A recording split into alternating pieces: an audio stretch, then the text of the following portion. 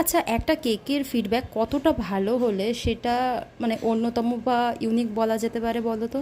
মানে এই কথাটা আমি কেন বলছি জানো তো? মানে এতদিন ধরে আমি কেক বানিয়ে আমি অনেক ভালো মন্দ ফিডব্যাক পেয়েছি, তবে ভোলেনাথের আশীর্বাদে আর তোমাদের ভালোবাসায় বেশিরভাগটাই আমি ভালো ফিডব্যাকই পেয়েছি। তার মধ্যে এই ফিডব্যাকটা ছিল যে সে আমাকে মেসেজ করে বলেছে, বোনটি যে দিদি এই কেকের ফ্লেভারটা, এটা ছিল একটা ব্ল্যাক ফরেস্ট ফ্লেভার, তো সেটা আমার পার্সোনালি খুব একটা পছন্দ নয়, তবুও তুমি বানিয়েছো আর আমার টেস্টটা খুবই ভালো লেগেছে। তো আমার মনে হয় এর থেকে ভালো ফিডব্যাক আর হতেই পারে না।